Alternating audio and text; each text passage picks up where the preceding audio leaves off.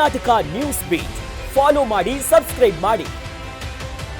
ಬಂಧುಗಳೇ, ಇನ್ನು ಹೆಚ್ಚಿಗೆ ಹೇಳುತ್ತದೆ ಇಲ್ಲ. ಈ ದೇಶದಲ್ಲಿ ನನಗೆ ಜವಾಬ್ದಾರಿಯನ್ನು ಕೊಟ್ಟಿದ್ದೀರಿ. ಈ ರಾಜ್ಯದಲ್ಲಿ ನನಗೆ ಜವಾಬ್ದಾರಿಯನ್ನು ಪಕ್ಷ ಕೊಟ್ಟಿದೆ. ಈ ರಾಜ್ಯವನ್ನು ಮುನ್ನಡೆಸಲಿಕ್ಕೆ ನೀವೆಲ್ಲ ಅವಕಾಶವನ್ನು ನಮ್ಮ ಪಕ್ಷ ಕೊಟ್ಟಿದೆ. ನನ್ನ ಮೇಲೆ ನೀವು ಮತ್ತು ನಮ್ಮ ರಾಷ್ಟ್ರೀಯ ನಾಯಕರುಗಳು ಎಲ್ಲ ಸೇರಿ ವಿಶ್ವಾಸವನ್ನು ಇಟ್ಟಿದ್ದೀರಿ. ಇವತ್ತು 6 ಗ್ಯಾರಂಟಿಗಳನ್ನು 5 ಗ್ಯಾರಂಟಿಗಳನ್ನು ನಡೆಸ್ಕೊಂಡು ಬಂದಿದ್ದೇವೆ. ಯಾವ ಕಾರಣಕ್ಕೂ ನಮ್ಮ ಗ್ಯಾರಂಟಿಯನ್ನು ಯಾರು ಕೂಡ ನಿಲ್ಲಿಸಲಿಕ್ಕೆ ಸಾಧ್ಯ ಇಲ್ಲ, ನಾವು ಕೂಡ ನಿಲ್ಲಿಸೋದಿಲ್ಲ ಅನ್ನೋ ಮಾತನ್ನು ಈ ಸಂದರ್ಭ ಹೇಳಲಿಕ್ಕೆ ನಾನು ಬಯಸ್ತಾ ಇದ್ದೇನೆ.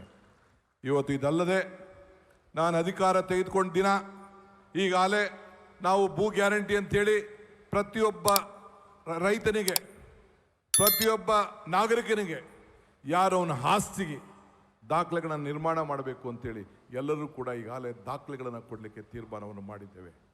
ಹಳ್ಳಿಗಳಲ್ಲಿ, ಗ್ರಾಮಗಳಲ್ಲಿ ಯಾವುದಾದ್ರು ಗ್ರಾಮಗಳನ್ನು ಗುರುತಿಸ್ಲಿಕ್ಕೆ ಆಗಲಿಲ್ಲ, ದಾಖಲೆಗಳು ಸರಿ ಇಲ್ಲ, ಬಿ ಖಾತೆಯಿಂದ ಎ ಖಾತೆ ಮಾಡಿ, ಈ ಖಾತೆ ಮಾಡಿ, ಎಲ್ಲರೂ ಕೂಡ ಅವನ ಆಸ್ತಿಗಳನ್ನು ಹಕ್ಕನ್ನು ಉಳಿಸ್ಲಿಕ್ಕೆ ಇವತ್ತು ಯಾವ ಸರ್ಕಾರ ಕೂಡ ತೀರ್ಮಾನ ಮಾಡೋಕ್ಕಾಗಲಿಲ್ಲ.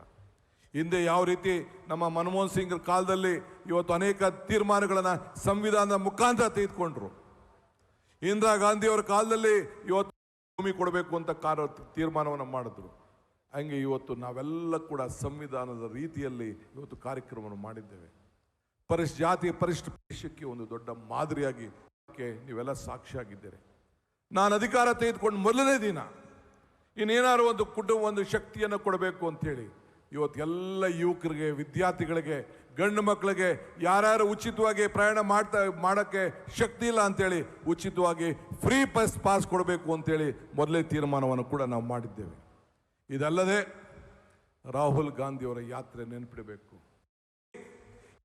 100, 200 ದೇಶದಲ್ಲಿ ಎಲ್ಲ ಧರ್ಮದವರು ಎಲ್ಲ ಪಂಚಾಯಿತಿಯಲ್ಲಿ ಇಡಬೇಕು ಅಂತೇಳಿ ಒಂದು ಕಾರ್ಯಕ್ರಮ ಮೆರಿಬೇಕು. ಕಾರ್ಯಕ್ರಮಗಳನ್ನ ಒಂದು ದೊಡ್ಡ ಸಮಸ್ಯೆ ಇವತ್ತು ಒಂದು ಹೊಸ ಇಲಾಖೆ, ಎಲ್ಲರೂ ಕೂಡ ಯಾರ್ಯಾರು ಹೋರಾಟವನ್ನು ಮಾಡ್ತಾ ಇದ್ದಾರೆ ಅವರೆಲ್ಲರೂ ಕೂಡ ಪ್ರಜಾ ಸೇವೆ, ಎಲ್ಲರೂ ಕೂಡ ಪಬ್ಲಿಕ್ ಗ್ರೀವೆನ್ಸಸ್ ಏನಿದೆ, ನಿಮ್ಮ ಸಮಸ್ಯೆಗಳಿದೆ, ಯಾವುದೇ ಒಬ್ಬ ಸಮಸ್ಯೆ ಏನಿದೆ ಅದಕ್ಕೊಂದು ಪ್ರತ್ಯೇಕವಾದಂಥ ಇಲಾಖೆಯನ್ನು ಮಾಡಿ ಅದಕ್ಕೆ ಮಂತ್ರಿಯನ್ನು ನೇಮಕವನ್ನು ಮಾಡುವಂಥ ಒಂದು ಐತಿಹಾಸಿಕ ತೀರ್ಮಾನವನ್ನು ಇವತ್ತು ನಾವು ಮಾಡಿದ್ದೇವೆ.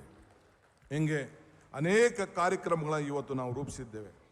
ಆದ್ದರಿಂದ ನಾನು ತಮಗೆಲ್ಲ ಕೇಳೋದಿಷ್ಟೇ, ಇವತ್ತು ನಿಮ್ಮ ಶಕ್ತಿ, ನಿಮ್ಮ ಆಶೀರ್ವಾದ ನಮ್ಮೆಲ್ಲರೂ ಕೂಡ ಅವಶ್ಯಕತೆ ಇದೆ. ಆದರೆ ನಾನು ಒಬ್ಬನ ಕೈಯಲ್ಲಿ ಮಾಡಲಿಕ್ಕೆ ಸಾಧ್ಯ ಇಲ್ಲ. ನಮ್ಮೆಲ್ಲ ಶಾಸಕರಿಗೂ ಕೂಡ ನಾನು ಹೇಳ್ತಾ ಇದ್ದೇನೆ.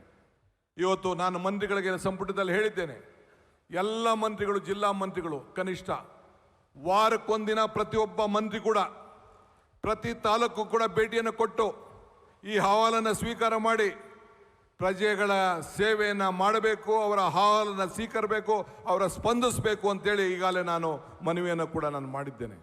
ಸೊ ಅದರಿಂದ ಯಾರೇ ಎಷ್ಟು ದೊಡ್ಡವರಾಗಲಿ ನಿಮ್ಮ ಪಂಚಾಯಿತಿಗಳು ಹೋಗಿ ಅಸೆಂಬ್ಲಿ ಕ್ಷೇತ್ರಕ್ಕೆ ಬಂದು ನಿಮ್ಮ ಕಚೇರಿಗಳಿಗೆ ಭೇಟಿಯನ್ನು ಕೊಟ್ಟು, ನಿಮ್ಮ ಕಚೇರಿಗಳಿಗೆ ಭೇಟಿ ಕೊಟ್ಟು ನಿಮ್ಮ ಅಹವಾಲನ್ನು ಸ್ವೀಕಾರ ಮಾಡಿ ನಿಮಗೆ ಶಕ್ತಿ ತುಂಬುವಂಥ ಕೆಲಸವನ್ನು ನನ್ನ ಸಹೋದ್ಯೋಗಿಗಳು ಮಾಡ್ತಾರೆ ಅನ್ನೋ ಆತ್ಮವಿಶ್ವಾಸ ನನಗಿದೆ.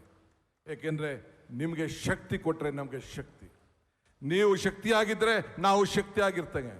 ಹಂಗೆ ಅದ್ರ ಜೊತೆಗೆ ಇವತ್ತು ನಮಗೆ ಕಾಂಗ್ರೆಸ್ ಕಚೇರಿ ಅಂದರೆ ಒಂದು ದೇವಸ್ಥಾನ ಏನಿದೆ, ರಾಜ್ಯ ಸೇರಿದೆ. ನಾನು ಯಾರು ಶಾಶ್ವತ ಅಲ್ಲ, ನೀವು ಯಾರು ಶಾಶ್ವತ ಇಲ್ಲ. ಆ ನಮ್ಮ ಕಾಂಗ್ರೆಸ್ ಪಕ್ಷದ ದೇವಸ್ಥಾನಗಳು ಸಾಕ್ಷಿಯಾಗಿ ಉಳ್ಕೊಳ್ತದೆ. ಅದು ಪ್ರತಿಯೊಬ್ಬ ಕಾರ್ಯಕರ್ತರು ಕೂಡ 10 ರೂಪಾಯಿ ಆಗಲಿ 100 ರೂಪಾಯಿ ಆಗಲಿ ಕೊಟ್ಟು ನೀವು ಆ ಬಿಲ್ಡಿಂಗ್ಗಳನ್ನು ಕಟ್ಟಿ ಆ ಒಂದು ದೇವಸ್ಥಾನಗಳಿಗೆ ತಾವೆಲ್ಲ ಕೂಡ ಅಡಿಪಾಯವನ್ನು ಹಾಕಬೇಕು ಅಂತೇಳಿ ತಮ್ಮಲ್ಲಿ ನಾವು ಈ ಕೇಂದ್ರ ಸರ್ಕಾರ ನಮಗೊಂದು ದೊಡ್ಡ ಶಾಕ್ ಕೊಡ್ತಾ ಇದ್ದಾರೆ. ಒಂದು ಅಪಾಯಕ್ಕೆ ತಗುಲಿಸಿದ್ದೇವೆ. ಒಂದು ಅಪಾಯ, ಇನ್ನೊಂದು ಅವಕಾಶ. ಇವತ್ತು ನೀವೆಲ್ಲ ಗಮನಿಸಿದ್ರಿ, ತಮಿಳುನಾಡಿನಲ್ಲಿ 64 ಲಕ್ಷ ಮತವನ್ನು ತೆಗೆದಿದ್ದಾರೆ. 91 ಲಕ್ಷ ಮತವನ್ನು ವೆಸ್ಟ್ ಬೆಂಗಾಲ್ ತೆಗೆದಿದ್ದಾರೆ. ನಿಮ್ಮ ಮತ SIR ಅಂತ ಅಂದರೆ ಪ್ರತಿಯೊಬ್ಬ ಮತದ ಪಟ್ಟಿಯನ್ನು ಹೊಸದಾಗಿ ಮಾಡ್ತಾರೆ. ಈಗಿರೋಂಥ ಮತದಾರರಿಗೆ ಯಾವುದು ಕೂಡ ನೀವು ಯಾರು ಬೇರೆ ಬೇರೆ ಏನೋ ಮ್ಯಾಪಿಂಗ್ ಆಗಿದೆ ಅಂತ ತಿಳ್ಕೊಂಡ್ರೆ ನೀವೆಲ್ಲ ಕೂಡ ಮೂರ್ಖರಾಗಿ ಹೋಗ್ತೀರಿ. ನಾನಿಂದ ಹಿಡಿದು ಸಿದ್ದರಾಮಯ್ಯನವ್ರು ಹಿಡಿದು ಖರ್ಗೆ ಸಾಹೇಬ್ರಿಂದ ಹಿಡಿದು ವೇದಿಕೆಯವರೆಲ್ಲ ಕೂಡ ಎನ್ಯುಮರೇಷನ್ ಫಾರ್ಮ್ ಏನು ನಮ್ಮ BLOಗಳು ಕೊಡ್ತಾರೆ, ಆ ಎಲ್ಲರೂ ಕೂಡ ವಾಪಸ್ಸು ಸಿಗ್ನೇಚರ್ ಮಾಡಿ ದಾಖಲೆ ಸಮೇತ ಕೊಟ್ಟಾಗ ಮಾತ್ರ ನಿಮ್ಮ ಮತದಾನದ ಹಕ್ಕು ನಿಮಗೆ ಇರ್ತದೆ ಹೊರತು ನಿಮಗಿಲ್ಲ ಅಂದರೆ ಮತದಾನದ ಹಕ್ಕು ಇರಲಿಲ್ಲ, ಸಿಕ್ಕುವುದಿಲ್ಲ. ಈಗಾಗಲೇ ನಮ್ಮ working president G C Chandrashekar ನಿಮ್ಮ ಬೆನ್ನಿಗೆ ನಿಂತಿದ್ದಾರೆ. ಎಲ್ಲರೂ ಕೂಡ ಒತ್ತಾಯನ ಮಾಡ್ತಾ ಇದ್ದಾರೆ. ನಾನು ಪ್ರತಿಯೊಬ್ಬರಿಂದ ಕೂಡ ನಮ್ಮ ಶಾಸಕರಿಗೆ, ಡಿಪ್ಯೂಟೆಡ್ ಕ್ಯಾಂಡಿಡೇಟ್ಸ್ಗೆ, ನಮ್ಮ ಅಧಿಕಾರಿಗಳಿಗೆ, ಪದಾಧಿಕಾರಿಗಳಿಗೆಲ್ಲ ಹೇಳ್ತೇನೆ. ನಾನು ಕೂಡ ಎಲ್ಲ ಅಧಿಕಾರಿಗಳ ಹತ್ರ ಚರ್ಚೆ ಮಾಡಿದ್ದೇನೆ. ಅವ್ರಿಗೆ ಯಾವ ರೀತಿ ನೀವು ಮಾಡಬೇಕು, ಮತದಾನದ ಹಕ್ಕನ್ನು ಯಾವ ರೀತಿ ಕೊಡಬೇಕು ಅಂತೇಳಿ ಅವರೆಲ್ಲರೂ ಕೂಡ ಮಾರ್ಗದರ್ಶನವನ್ನು ಕೊಟ್ಟಿದ್ದೇನೆ. ಆದರೆ ನೀವು ಯಾಮಾರಕ್ಕೆ ಹೋಗ್ಬಿಡಿ. ನಮ್ಮೆಲ್ಲ ಕಾರ್ಯಕರ್ತರು BLAಗಳು ಜವಾಬ್ದಾರಿ, BLA 2 ಜವಾಬ್ದಾರಿ ಹೆಚ್ಚಿದೆ. ಪ್ರತಿಯೊಬ್ಬರು ಕೂಡ ಒಂದು ಬೂತನ್ನು ಮಾಡಿ ಕಾಂಗ್ರೆಸ್ಗೆ ಒಂದು ಪ್ರತ್ಯೇಕವಾದಂಥ ಒಂದು ಜಾಗವನ್ನು, ಹೆಲ್ಪ್ ಡೆಸ್ಕನ್ನು ಕ್ರಿಯೇಟ್ ಮಾಡಿ. ಸರ್ಕಾರ ಏನು ಮಾಡ್ತದೋ ಬಿಡ್ತದೋ ಅದು ಬೇರೆ ವಿಚಾರ. ನಾನು ಏನು ಮಾಡಬೇಕು ಅದಕ್ಕೆ ಆದೇಶವನ್ನು ಕೊಟ್ಟಿದ್ದೇನೆ, ಮುಂದಕ್ಕೆ ಅದನ್ನು ಫಾಲೋ ಮಾಡ್ತೇನೆ. ಎಲ್ಲ ನಮ್ಮ ಮಂತ್ರಿಗಳು ಕೂಡ ಪ್ರತಿಯೊಂದು ಕ್ಷೇತ್ರಕ್ಕೂ ಹೋಗಿ ಇದ್ರ ಬಗ್ಗೆ ಜಾಗೃತಿ ಮೂಡಿಸಬೇಕು ಅಂತೇಳಿ ತಿಳಿಸಿದ್ದೇನೆ.